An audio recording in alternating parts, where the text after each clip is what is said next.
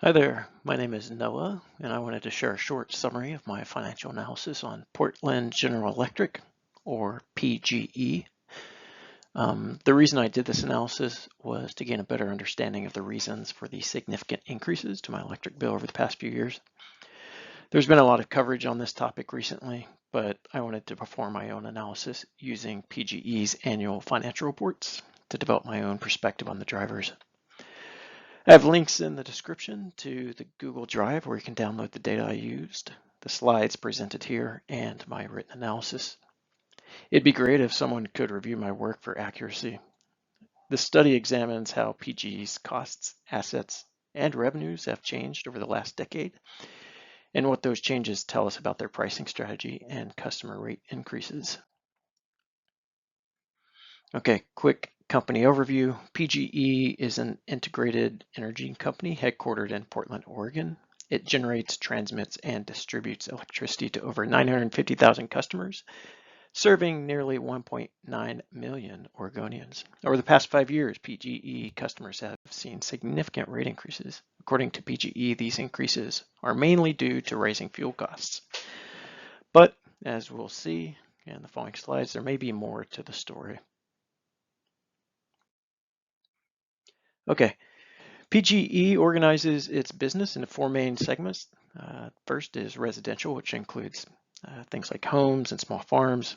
The next segment is commercial, which includes things like businesses and offices.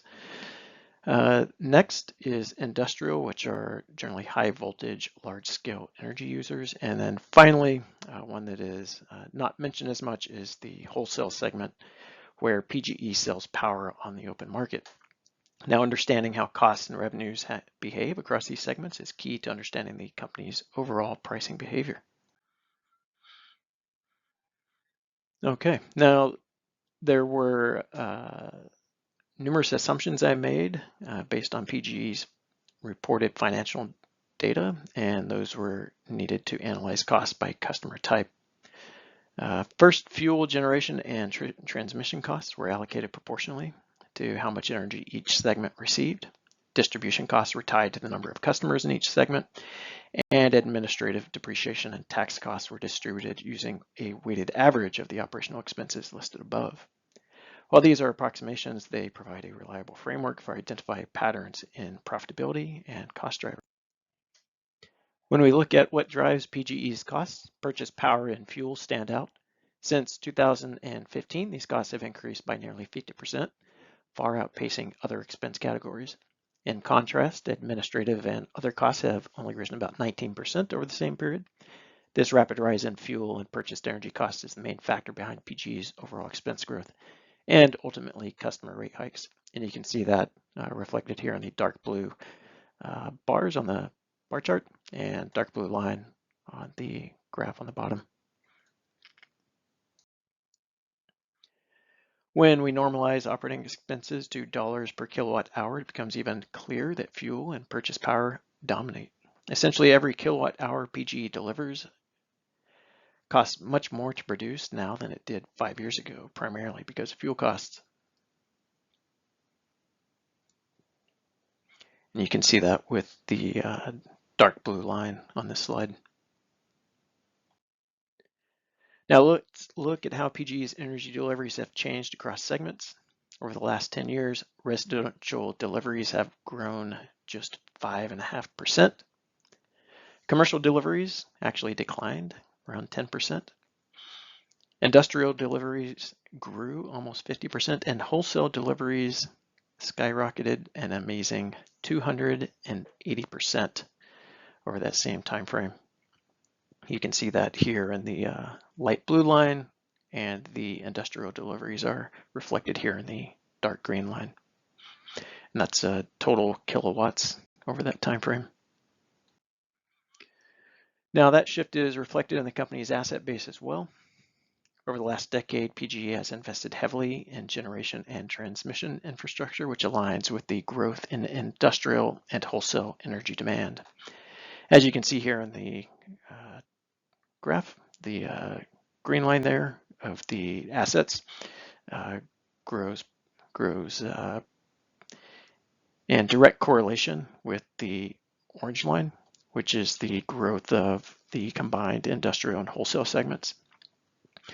However, since those segments often underperform financially, it raises questions about who is funding these investments, and we'll see the likely answer shortly. Revenue trends tell another interesting story. Even though residential energy use has barely grown, revenue from residential customers has increased significantly. By contrast, revenue growth from industrial and wholesale segments has been much more modest despite their soaring energy consumption. This suggests that residential and commercial customers are bearing more of the revenue burden. When we normalize both revenue and costs by kilowatt hour, the sources of profit start to stand out. Residential and commercial rates have risen faster than their corresponding costs, while industrial and wholesale revenues often don't appear to cover costs.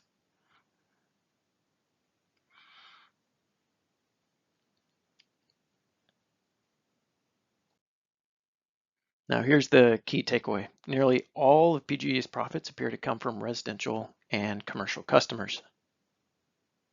I'll say that again. Nearly all of PGE's profits appear to come from residential and commercial customers. Whereas the industrial segment is only occasionally profitable. It appears that only 4 out of the past 10 years it's been profitable. And the wholesale segment, reflected here in the purple line, has never been profitable. This means that losses in wholesale operations and thin margins in industrial operations are effectively subsidized by higher prices on residential and commercial customers. Now to wrap up, fuel costs have been the largest contributor to rising expenses, as PGE has stated, but beyond that, this analysis suggests a redistribution of costs within PGE's customer base. The company appears to be investing heavily to grow its wholesale and industrial capacity and is recovering those costs by charging higher rates to residential and commercial customers. In short, the growth of unprofitable segments may be a major hidden driver of PGE's rate increases. And that's it. Thank you for listening. I look forward to your comments and hope someone can help check the accuracy of my analysis. Again, there's a link in the description where you can go to Google Drive and download this presentation, a more detailed paper that I wrote, the data that I used, as well as the slides from this presentation. Thanks again.